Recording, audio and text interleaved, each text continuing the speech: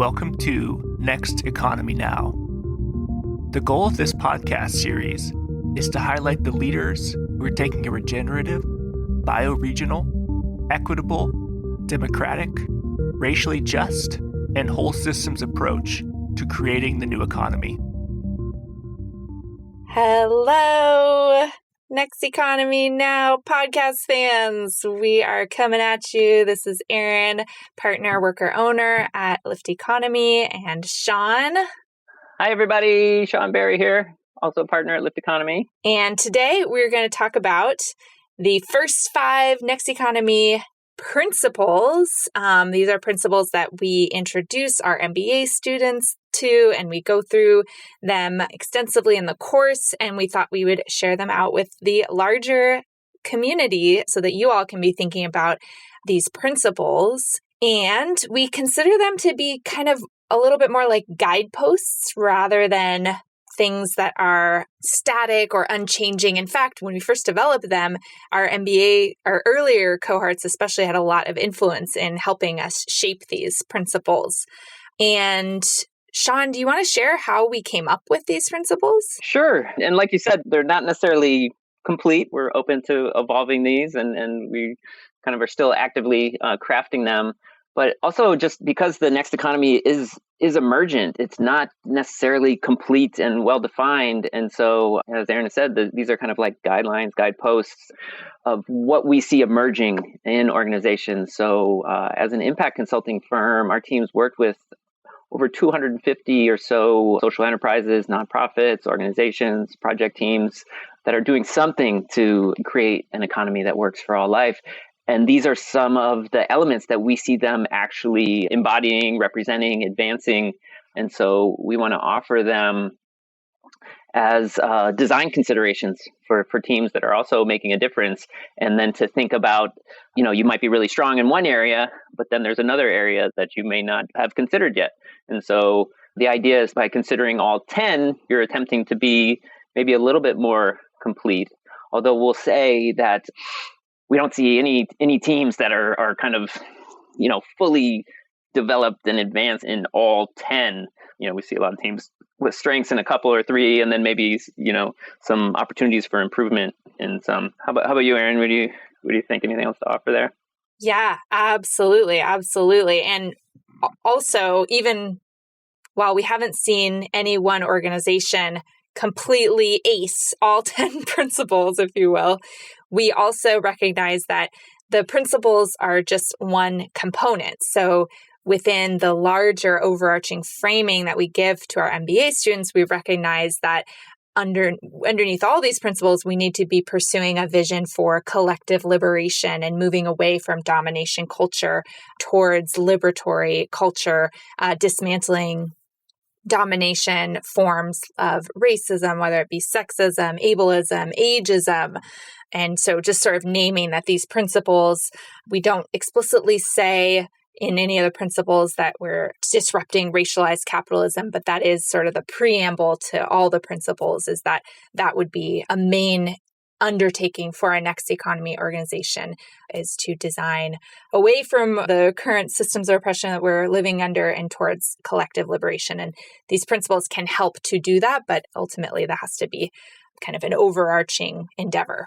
Yeah, no, thanks for mentioning that, Erin. And this is, again, something that we've evolved through our conversations with our participants of, why isn't there a principle, on dismantling racialized capitalism, et cetera? And yeah, absolutely, we need to do that. And the principles are stated more of like, what's the positive characteristic of the economy that replaces that system of oppression and extraction. So they're stated in the context of, we're talking about manifesting collective liberation by uplifting these principles in an equitable manner. What's principle number 1? You want to lead us in? I love this principle, meets basic needs. So we're inviting Next Economy entrepreneurs to really think about, how does my particular endeavor strive to meet basic needs? And it seems really intuitive, but when we look at the impacts of the business as usual economy, we believe that there is so much evidence that many, if not most, enterprises right now are actually not striving to meet basic needs and certainly not striving to do that in an equitable way. So that's why we created this principle. And this principle is, really about the process of interrogating what is a need and what is a basic need, and really focusing on how do we provide such needs in a way that doesn't diminish the ability for others to meet their needs as well. And, we can think about basic needs as food, clothing, shelter, transportation, culture can be a basic need, art, connection. So, one example that we see in terms of some of our allies in the ecosystem that are fulfilling this or have an example of this. There's a lot of organizations we could name, but I'll just throw out at least one. One of our alumni is an organization called, the founder of it is founded an organization called the Multicultural Refugee Coalition in Austin, Texas.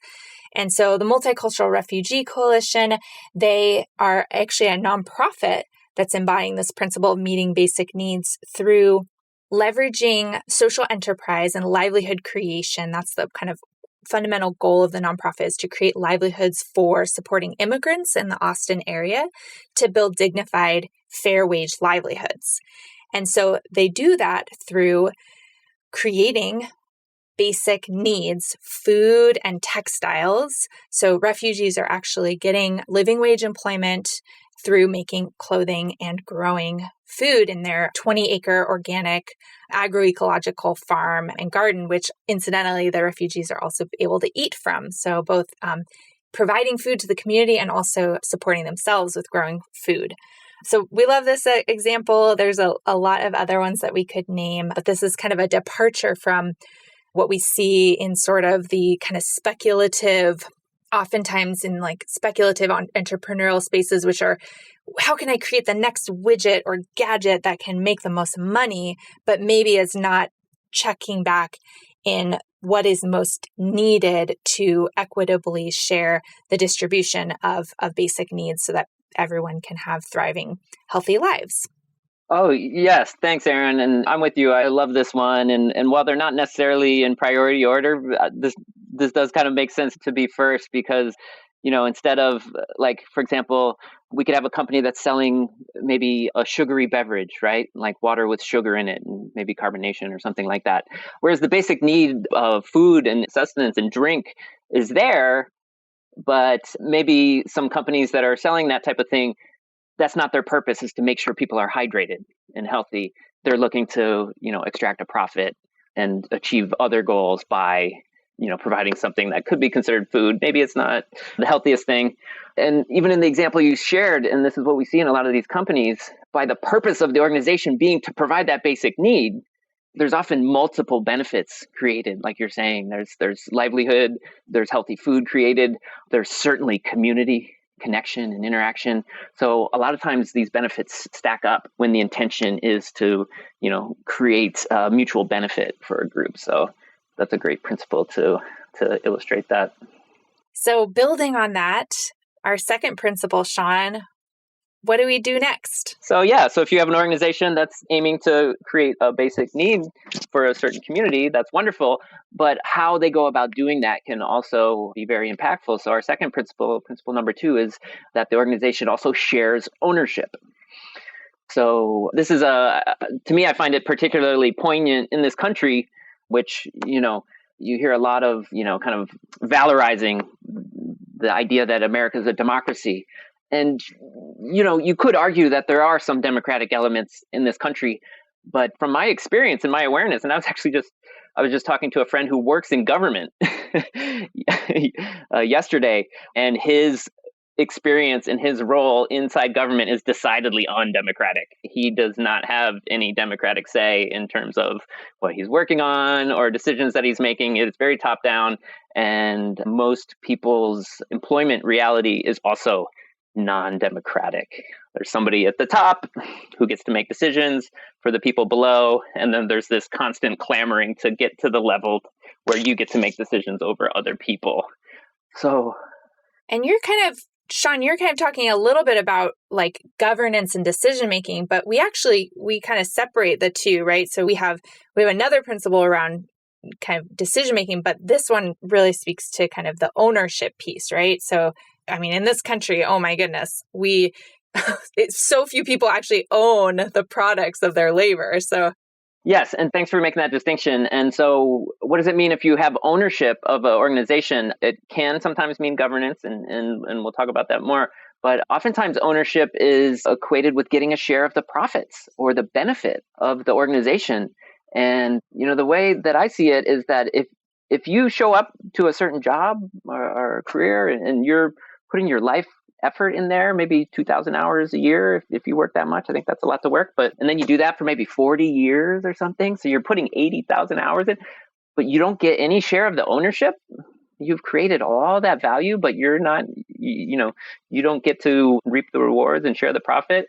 Again, that's not necessarily fair or democratic, and it often is extracted.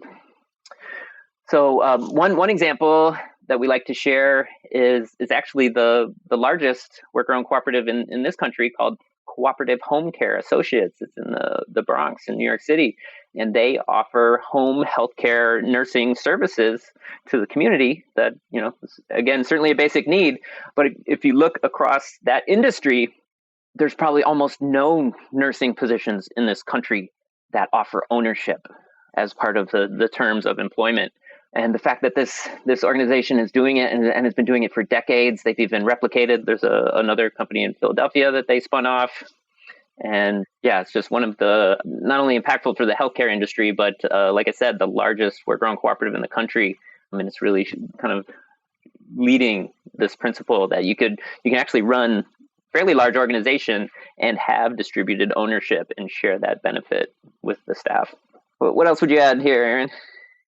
Awesome. I mean, I love this one, and I'm almost hesitant to use the word ownership because there's so much of a connotation. It's so steeped in kind of, colonization mindset of like, how is it even possible to own something? We're all so interdependent. We're all in this together. And, there's so much that we need to move away from an ownership model. And really this sharing of ownership, I see it as a principle that can help us move away from the privatization and kind of siloization of ownership that is so at the heart of exploitation. We've seen that companies who really fully embody this shared ownership model have to practice giving away power, distributing resources, distributing wealth and power. And that really is fundamentally at the heart of it. And it's so exciting when we can actually step into that edge. It's an edgy space, but it's a very important space to really come back to the fundamentals of we're all in this economy together. And the more we can share and equitably meet each other's needs, the better for all of us. Very well said. I foreshadowed a little bit, Erin, but maybe you can tell us what is principle number 3. Yeah, well, I'll start off as we talk about how to democratize governance and decision-making. Maybe I'll just start off with a case story to ground it, because so many people think of, when I say nonprofit model, so many people think of a hierarchical structure where there's an executive director. And one of our favorite examples of democratizing governance is an organization called the Sustainable Economies Law Center that actually operates as a worker self-directed nonprofit. Worker self-directed nonprofit.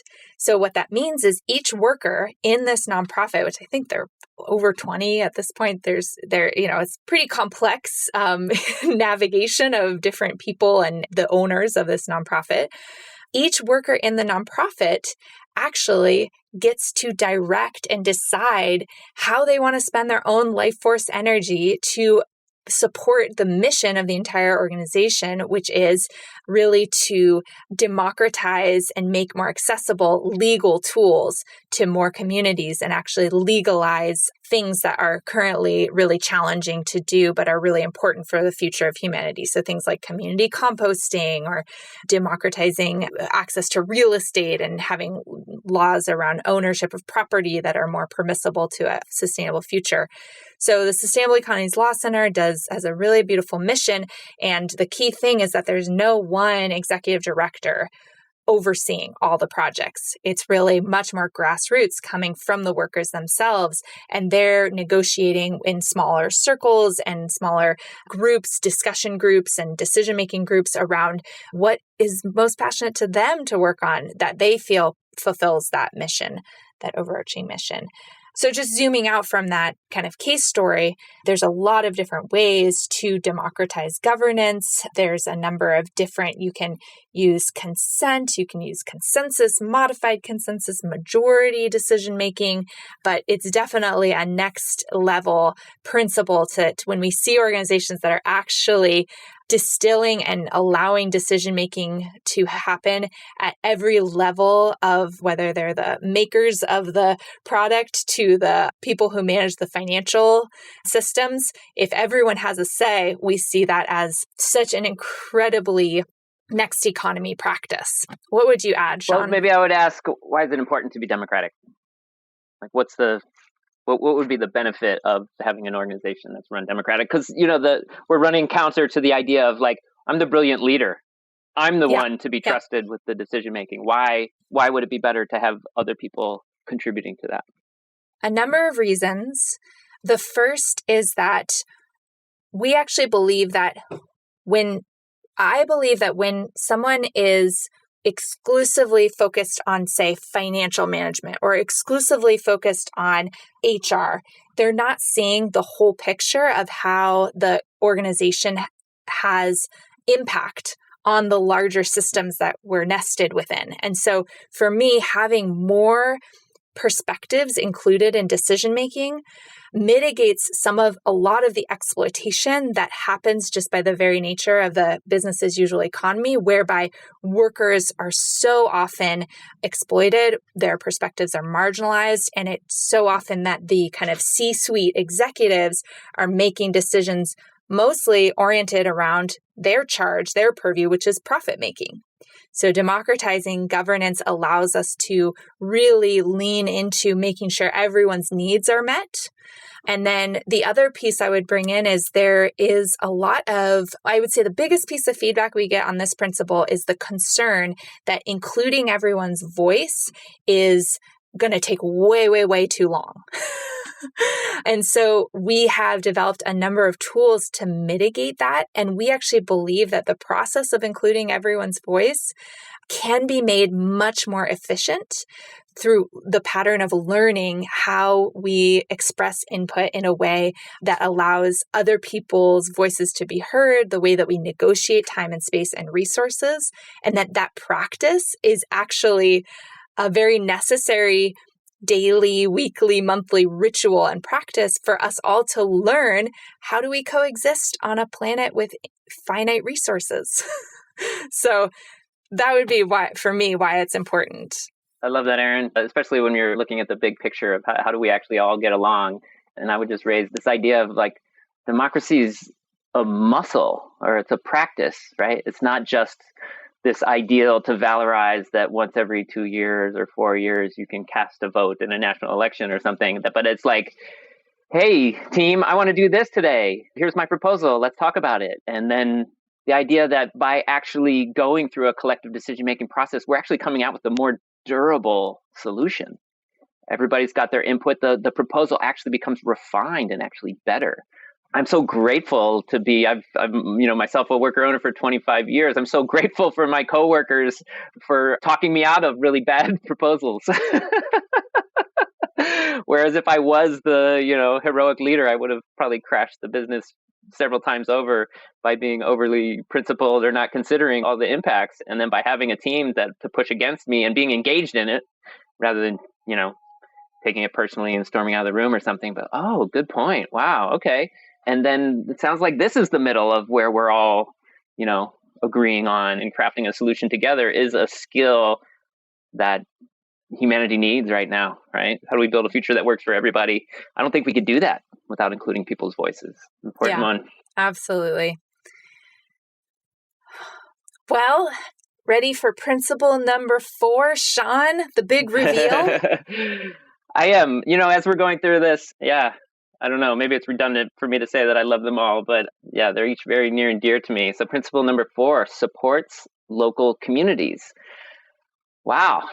So important. And again, as the listeners are hearing all these, you might be sensing that there's kind of a deep interconnection between these, right? So if you have shared ownership and shared governance, it's probably a better chance that it's going to support local communities. Actually, let me just jump right to the case story of Cooperation Jackson. Tragically in the news this week as we record this is the fact that there's no drinking water in Jackson, Mississippi. And as that news has come out and it's making national headlines, and of course it's terrible news, but it's been a problem for years. It's not just a new problem, and it's not just the floods and the climate change, but historical systemic racism has left the infrastructure underdeveloped in this majority African American city of Jackson, Mississippi.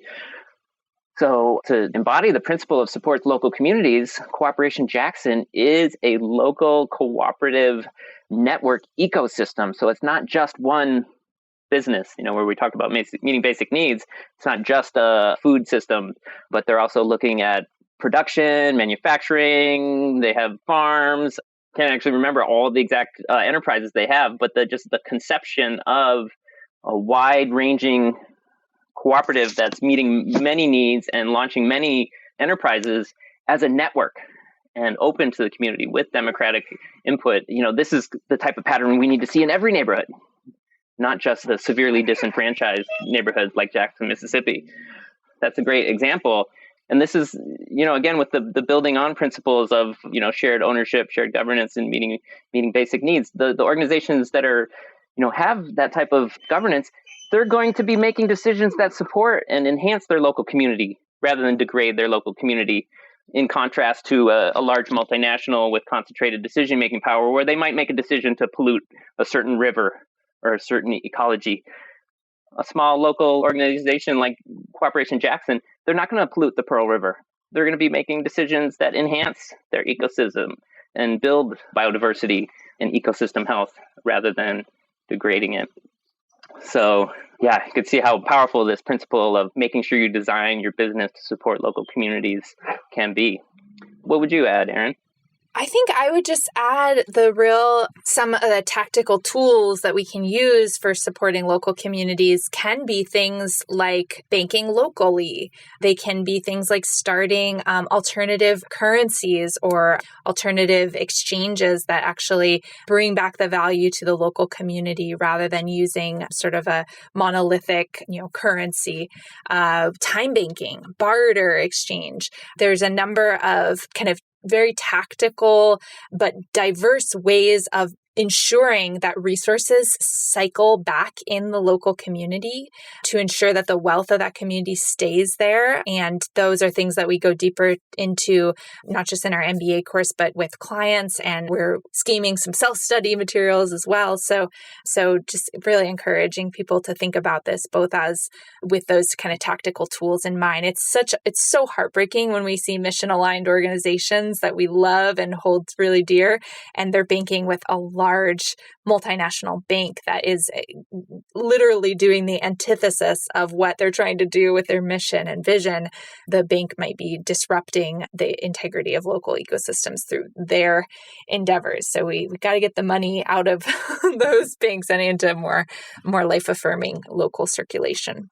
Yeah, and just to build on that, likewise, like supply chain, they might be, it might be democratically run and they're doing a lot of good things. But then if their supply chain is, coming from Asia and the raw materials are coming from Africa and this global exploitative supply chain, and they're trying to do good work in their own community, not that they can't do good work in their community, but again, with the principles, we're trying to kind of step back and look at the whole picture and see how much we can maximize benefit on any given organization. And so this is one of those the principle is kind of a lens to think about, oh, okay, all of our endeavors, how does it support the local community? And can we move some of our resources more local? So, Erin, we're on a roll here. Do you want to introduce us to principle number 5? Absolutely. So principle number 5, last in this podcast, but not least, and we'll go into 6 through 10 afterwards in our next session together. This principle is really about organizations that integrate education. And one of the kind of ways I think about this principle in an easy, lighthearted way is, how do I design my social enterprise to put myself out of business? Ultimately. And spoiler alert, we have not yet seen any of our clients that have integrated this principle put themselves out of business. So there's less of a risk right now because we need so many people jumping on board with this principle and actually building life-affirming social enterprises that meet basic needs and educate large masses of people about why these goods or services are essential for the flourishing of human life. So I'll give another example. It's actually hearkening to the SELC, which I already introduced as embodying democratic governance. I want to bring them up again because their integration of education into what they do is such a fundamentally cool part of their organization. And I'll give an example. The SELC, the Sustainable Economies Law Center, they offer free legal cafes that you can go to online. And, as anyone who's ever tried to hire a lawyer knows, this is a very, very expensive line item to try and get any sort of legal advice. And this nonprofit has this education embedded into the mission of what they do. They're educating both consumers and other lawyers, which I'll go into in a minute. They're educating consumers about how to even think about integrating with the legal institutions. And so these legal cafes offer people a free, affordable, donation-based way to access what do I need to consider when I'm wanting to start a small initiative? What sort of legal considerations should I be thinking about?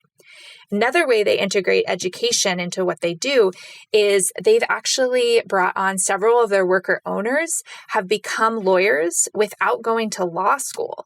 So they've become lawyers just through working with the Sustainable Economies Law Center, legalizing sustainability, legalizing these really important critical infrastructure.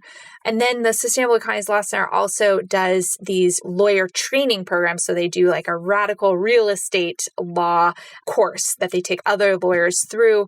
They have internship opportunities. And all of this really kind of coalesces into a philosophy that if the SELC if they only kept the value where people had to pay to access that intellectual knowledge about the legal space, that would limit the potency of their impact. It wouldn't be able to spread as quickly and as widely as it needs to really fix the problems that are entrenched in the legal system in the United States. And so this principle, integrating education, we could use just as easily for food systems, where if a company can educate people about how to make their own nutrient-dense food at home, and then maybe that person is spending less money at the grocery store buying that particular product, but maybe that person, now that they know how to make it themselves, they can educate their neighbors and make it for potlucks for their neighbors, and then their neighbors can go and buy food at the grocery store. But it's able to spread more in a biophilic way, more like biomimicry, where seeds, a little plant that grows and flowers and turns into a seed head, shares that DNA of that plant, that seed, very freely on windborne, and reseeds itself in so many different places so that more life can flourish. And that's really what this principle is about. Anything to add, Sean? Yeah, thanks, Erin. And again, just loving this principle of, so it's not just providing a solution, right? So again, if we're looking at basic needs and, integrating some of the principles here, so we're providing something that people really need and that really benefits people. And then kind of offering some different maybe levels of engagement. So one is maybe we sell the product outright. Like you're saying, maybe we have a community supported kitchen and we're making meals, right? And so we're doing the work. we're providing meals, and maybe you're really busy and you can't make your own food. So you could participate at that option. But then we also offer the workshops and teach you how to make them yourself, right? And so then you don't need to maybe come in and buy your own food, which might be expensive. Maybe you could stay on your homestead and make your own food and make your own meals. So we're giving kind of, there's levels of participation here. But the focus is really on, or the way I like to see it is like, we're trying to deploy a solution to benefit humanity. And we're not necessarily trying to privatize the solution. This, I feel like, is very poignant now in the age of COVID and privatized vaccine formulas, where you see that the the pharma companies, first of all, they're given public money to go develop these vaccines. And then, of course, then they, again, with lawyering up and make sure that they own every little shred of IP and nobody else can profit. And then you have to pay high amounts for those vaccines instead of just what they cost. You have to support all the bonuses and everything that are going into that really lopsided pay scale of the so-called healthcare industry. Instead of, let's just deploy the solutions. Let's develop open vaccines. And I know there are open vaccines projects around the world. But what if that was the method of, solving a pandemic? Hey, global team of all medical scientists, let's crack the code and let's share all the vaccines and which ones are working best, and let's give them to everybody who needs it. We wouldn't be having all these variants coming through, right? The COVID was the quickest, vaccine that was developed for a pandemic in human history. Well, what if that was deployed to everybody in humanity? We would have just nipped it, and we wouldn't have this 3 years of people getting sick and the variants getting stronger and all this stuff. So yeah, the focus again is like solving the problem, not privatizing the solution and maximizing profit. And then the other thing you mentioned was, the goal is to put yourself out of business, but it doesn't necessarily mean like especially, some capitalists listening to this might be offended. Whoa, did you ever put yourself out of business? Well, the idea is if you solve that problem, take that talented group of people and solve the next problem. It's not over. We got a long way to go here. So if we can solve one problem, great. Let's deploy that solution, make sure everybody that we're elevating that floor of that standard of living of humanity, and let's solve the next problem. And what I like to think of is if we get some of these basic problems solved and we can maybe stop fighting, and then we could spend our days, singing love songs and creating art and poetry and just enjoying the fecundity and beauty of life on planet Earth. Not that we can't do that in the meantime, and that's very important, but, not seeing like this kind of scarcity of like, oh, if I don't protect my IP, somebody's going to steal it and I'll lose something. It's like, give it away, especially if it's valuable. Come on. Like, we need to share at this moment. So I like that this principle for me is rooted in generosity and, like you said at the beginning, collective liberation of, hey, we need to solve this problem for everybody. And if we're onto something good, more important for us to gift it. And just a reminder for self-care here as you're hearing these principles too, if any of this feels really, really scary or really, really far away, that's why we created this community. Join us, listen to our podcast, join our MBA, connect with us, reach out, send us an email, read our newsletter. I believe that so many of these principles take a lot of courage to take a leap into sharing, moving beyond the intellectual property, the IP mindset, and moving into Creative Commons licensure and sharing knowledge and sharing openly and helping others learn these things. And it's going to take some time. It's not going to happen overnight. And so we need each other to build up the courageousness and tenacity to embody these principles. And we need to see examples of other people doing that courage to be able to follow their leadership. So grab a hold and jump in and and have a lot of patience and self-care and self-compassion through the process. Oh, I love that, Erin. Thanks for saying that. Very beautifully said. And I'll just add to it of just like, again, if you have a solution for a basic need, it's like giving love. When you give love to somebody, it's not like you're out of love and then you only have hate left. No, when you're loving, you actually have more love. There's more and more love to give. So this is about, sharing beauty. And the more we do that, the more we build relationships, and the more we have strong communities that we can take care of and meet each other's needs. And the less we need things like fiat currency and, jobs to take up our time. And then we can move to enjoyment and beauty and the art of living together. So sharing is the real renewable resource.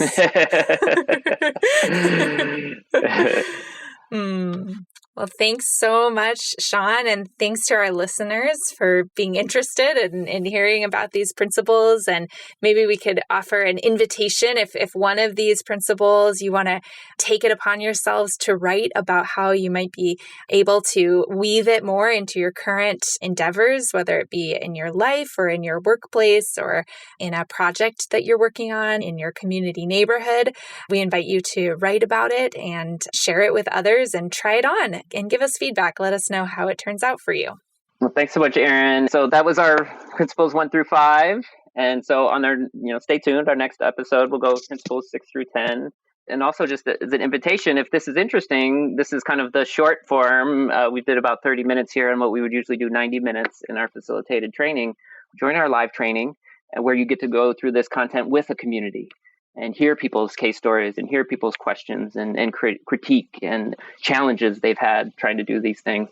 And then also our book will be coming out where we go deeper into all these subjects as well. So invitation, if it's interesting, to get more involved. All right, everyone. Have a Next Economy day. Thanks. Bye. Next Economy Now is a production of Lift Economy. To listen to all of our episodes, go to lifteconomy.com/podcast. That's LIFT economy.com/podcast. You can also sign up for our monthly newsletter at lifteconomy.com/newsletter.